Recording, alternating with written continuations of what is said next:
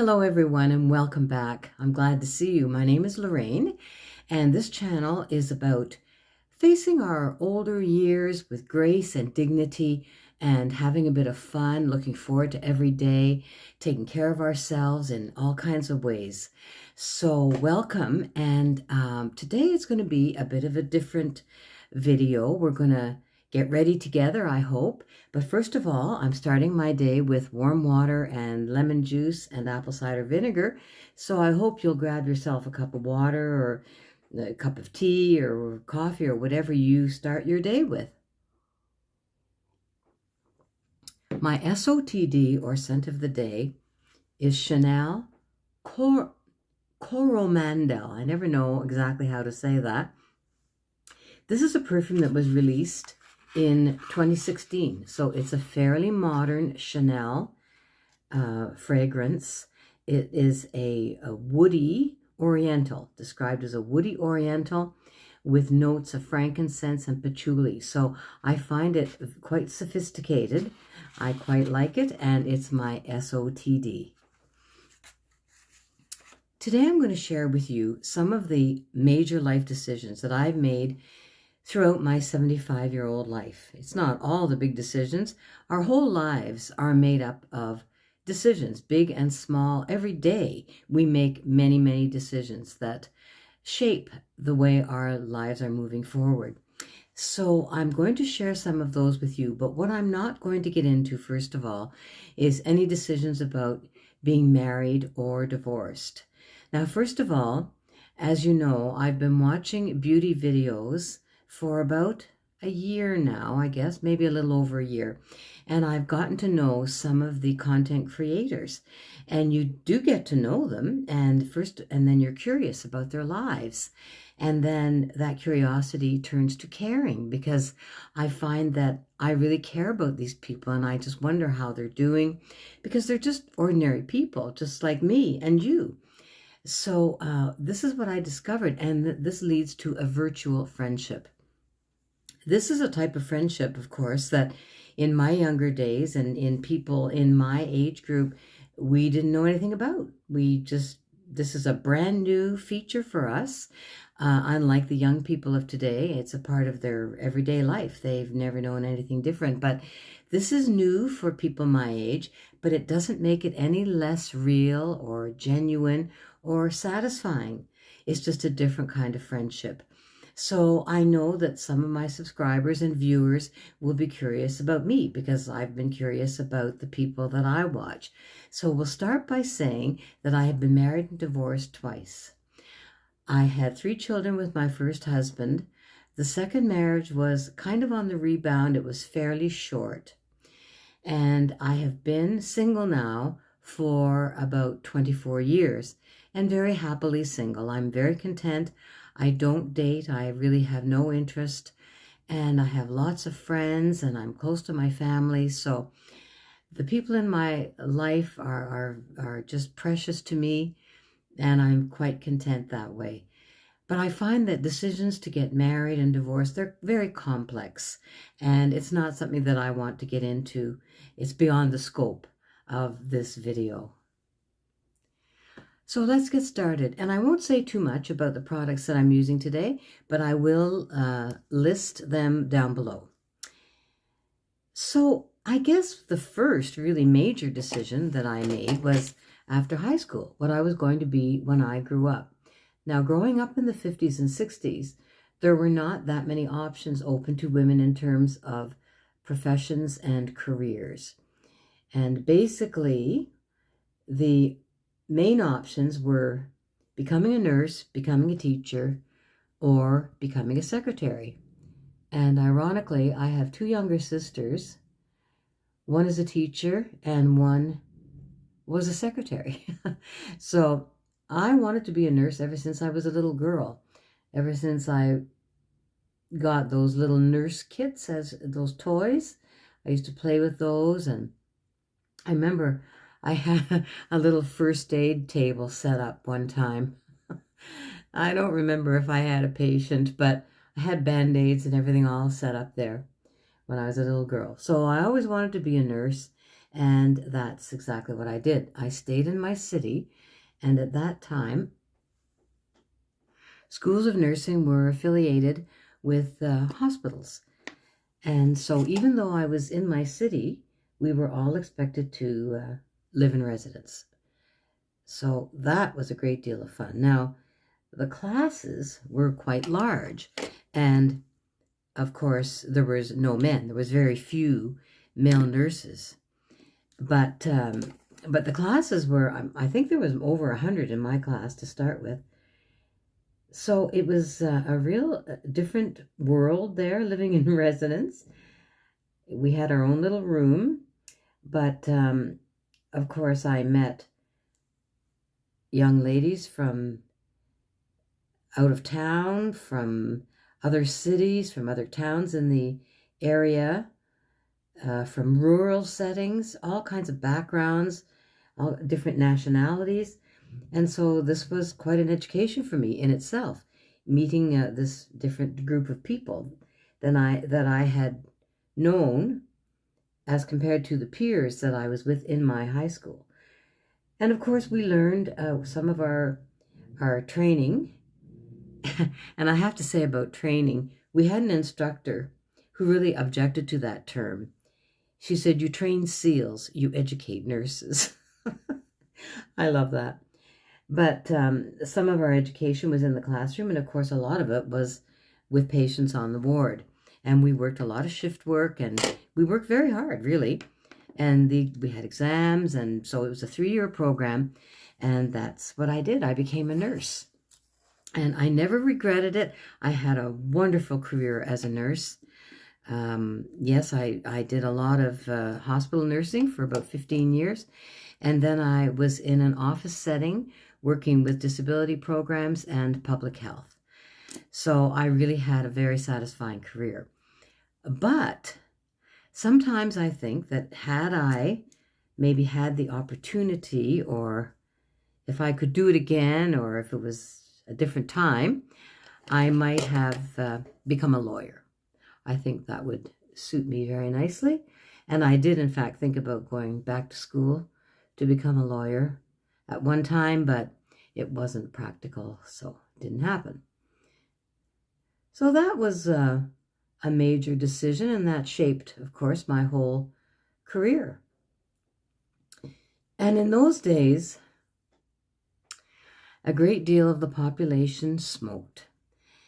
And I started smoking when I was about 17, and many of my colleagues smoked. And then, of course, there was a lot of research done and a lot of promotion and encouragement for people to quit smoking, because it was proven beyond a doubt that it was very bad for you. So in my late 30s, I decided to quit smoking, and that was a major decision. That was not easy. I had help and encouragement from one friend in particular, and but I was able to quit smoking. And it honestly, I would say that apart from having my children, that is probably one of the best decisions that I have ever made. I haven't had a cigarette since my late 30s, so it's been a long time. I think it was 1986 that I had my last cigarette, and that was a wonderful decision. And it was actually around that time that I decided to quit drinking. Now, some background about that. Both my parents were alcoholics, and my father died at age 49, not necessarily directly from his alcoholism, but he had other health problems as well, but I'm sure that the alcohol didn't help. And so by the time I was in my late 30s, my poor mother was really suffering with her drinking and spending time in hospital, and causing a lot of disruption in the family. And so it caused me to look at my own drinking patterns. And I wasn't very happy with what I saw. I had had a few blackouts. I definitely had missed work on occasion because of having hangovers. I I thought, you know what, and I knew that there was a hereditary factor there, that if it's in your family, you have more of a chance of really becoming addicted. So I decided that I was going to stop drinking. And it was actually a very easy thing to do, probably because the addiction really hadn't taken hold yet.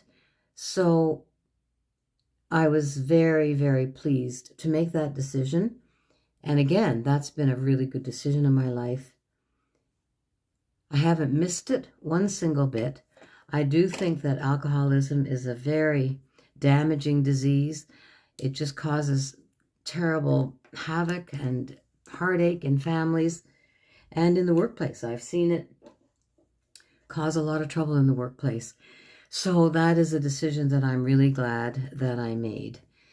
And, you know, people, sometimes they'll say, well, why don't you drink? And I just usually say, it doesn't agree with me. And that answer seems to satisfy them. I've never really experienced a whole lot of pressure to drink. And so, yeah, and I think it's probably, you know, not smoking and drinking anymore has been good for my health in general. Easier on my lungs, on my liver. So that was a very good decision to make.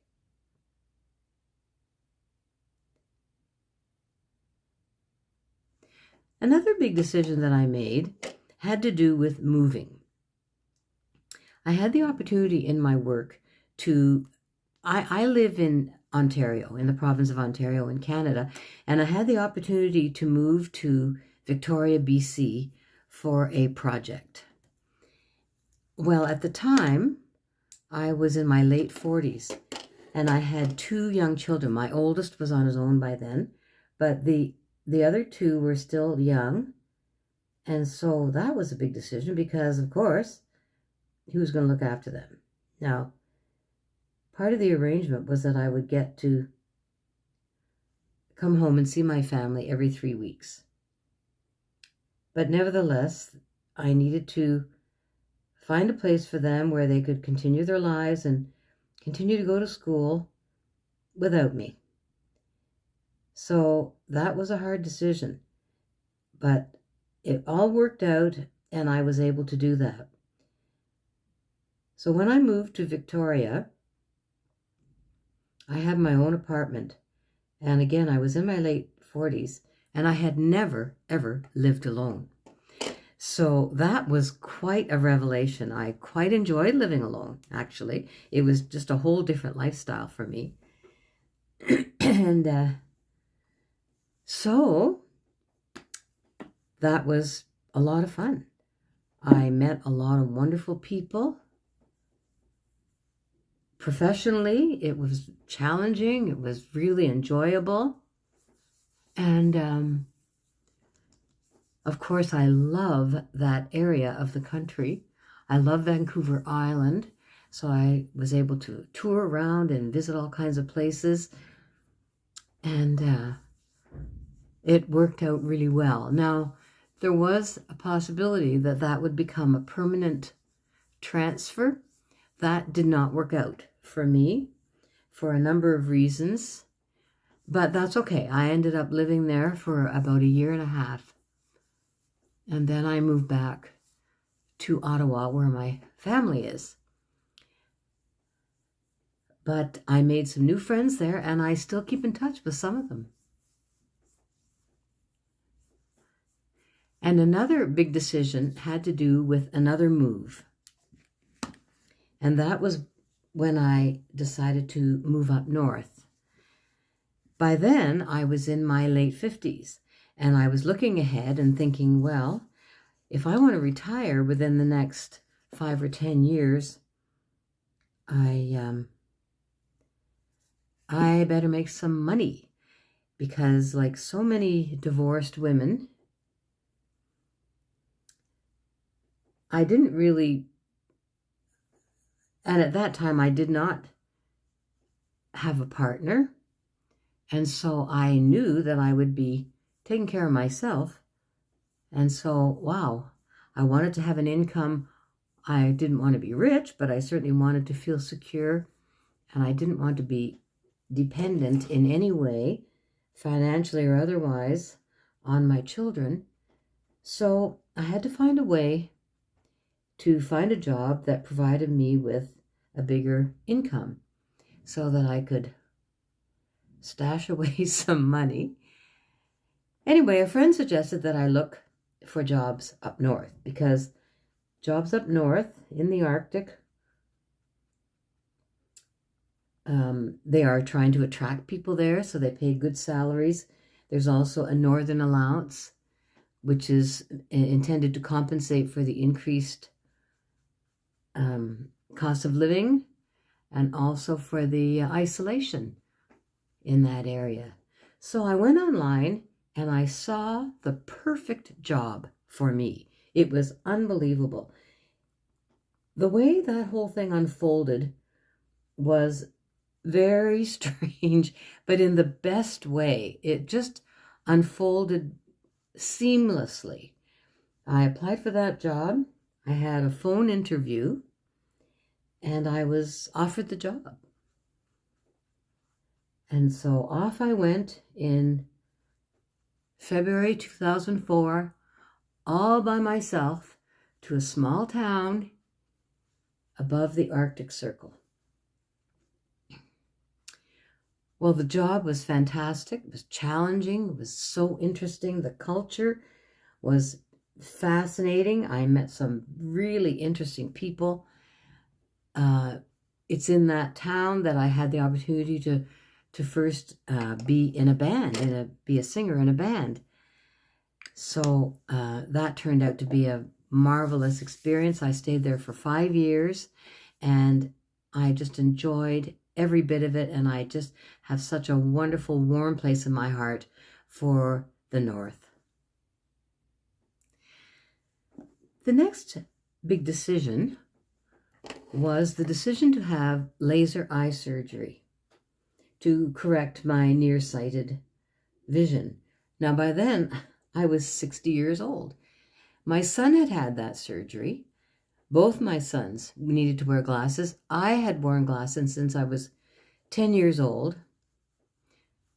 And so short-sightedness certainly ran in the family. My father wore glasses. The thing is, when I started wearing glasses at age 10, I sort of put it in my mind, it's kind of sad actually, that I could not consider that I could be pretty, because any girl that wore glasses couldn't possibly be pretty. So anyways, when I was 60, I decided, well, I'm going to go for it. So I did. And that was really quite a life changer, actually. And I kind of discovered my eyebrows, because I had thought all these years that, well, the glasses were hiding them, so nobody could see them. I didn't really need to bother with them. So it was then that I bought my first eyebrow pencil. So that was a big decision. It was a bit of an expense, but it was worthwhile. And it really did change the way I look at makeup and the way I felt about myself, even though I was 60 years old at the time. When I was up north, of course, around age 62, I thought, you know what, I think I'm going to retire. Well, the decision to retire is not an easy decision. That's for sure. It's a decision that one doesn't make lightly or quickly. And I certainly didn't. I had to consider, and we all do. That's a big decision to retire. Where are we going to live? And are we going to have enough income to be comfortable, to feel secure? How are we going to spend our days? What are we going to do with our time? So all these factors have to be considered in making the decision to retire. And at one time, I did think of retiring to Victoria because I still had friends there. I kept in touch with them. And I just loved it. I loved it so much. But it was just very far from my family. So the bottom line is, home is where my family is. So I decided to come back to my hometown, and that's where I retired. My sister helped me to find an apartment. And that's where I'm still living today. So I've been retired since 2009 and enjoying every single minute of it. And a big decision that I had to make when I retired was, am I going to buy a car? Now, when I moved up north, moving a car up north is a big expense and it's a big hassle. So when I lived up north for the 5 years in that small town, I did not have a car. But there was lots of taxis in the town. And of course, I could walk many places. So I didn't feel the need to own a car during those years that I lived up north. When I came east to visit my family, I would simply rent a car. And that's what I did. So when I retired, I didn't own a car. And I thought, well, gee, I had to consider, how much am I going to go out? How much am I going to really need a car?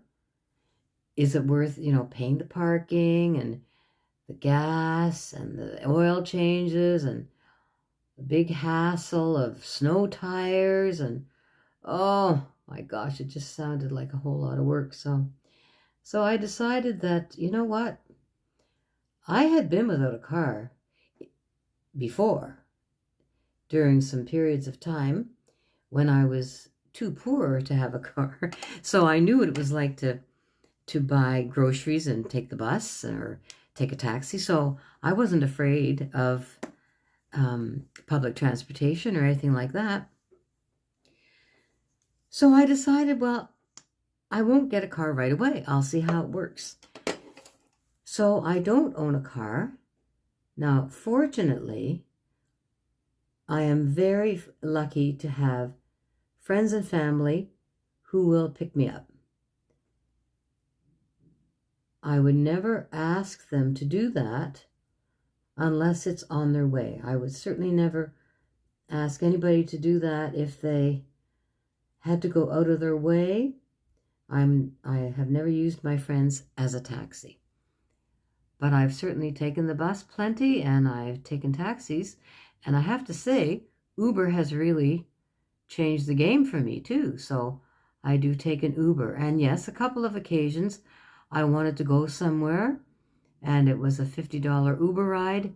But, to do that occasionally, no problem. I don't mind that at all.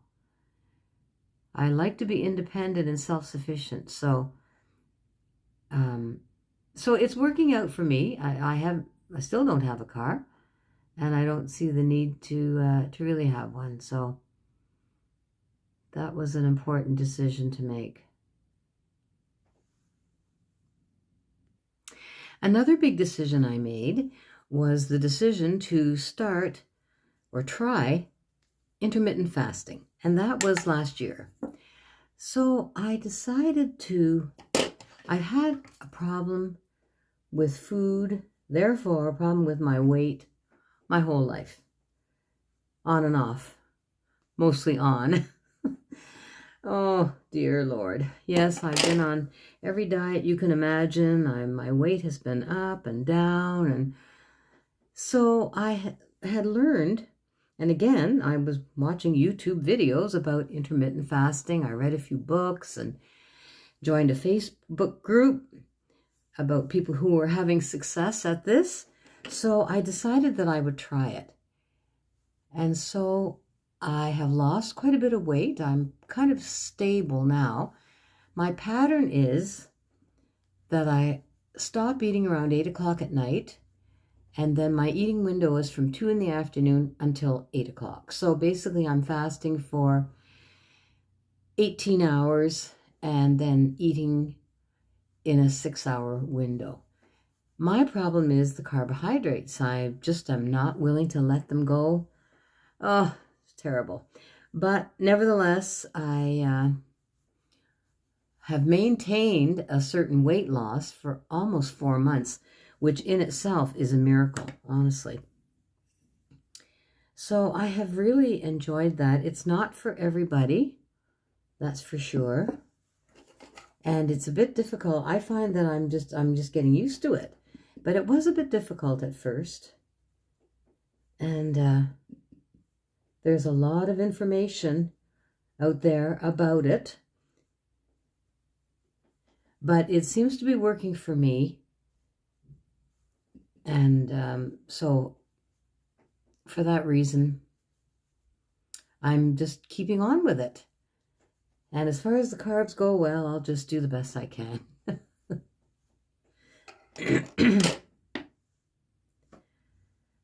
I'm going to use a liquid lipstick today. This is from Sephora. I do like liquid lipsticks.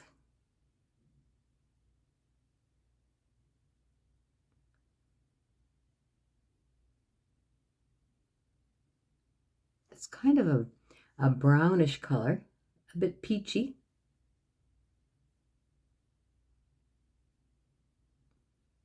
Goes on nice and smoothly though.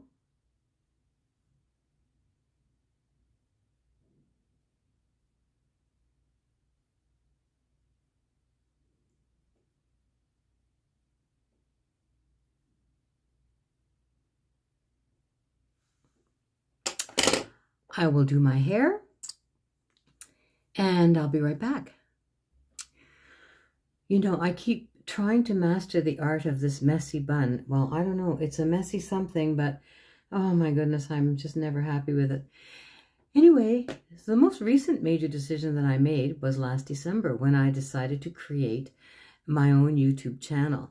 Well, my son had been encouraging me for some time, and of course I was thinking of every reason why not. And then I thought, you know what?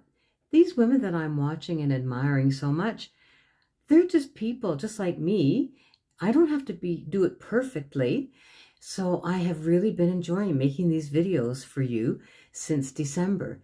Now, I'm not a genius at editing at all, and I just really, I'd much rather make the videos than do the editing. So my videos certainly are not up to scratch. Compared to somebody like Susan, the little poet, her videos are just so wonderful. I mean, they're professional, really. They're just beautiful, lovely images of her home and her little dog. And so mine are pretty simple, but you know what? My goal is simply not to be a famous YouTuber at all. I'm not looking to make a whole bunch of money. I just want to touch some of the older population, some of the women who have they're just discouraged and they're sad, and maybe a little bit of entertainment, a little bit of makeup, a bit of primping and fussing with your hair, and will just make you feel better. So that's what I'm all about. And I thank you so much for joining me today. Please subscribe and give this video a thumbs up if you enjoyed this, and I will see you next time.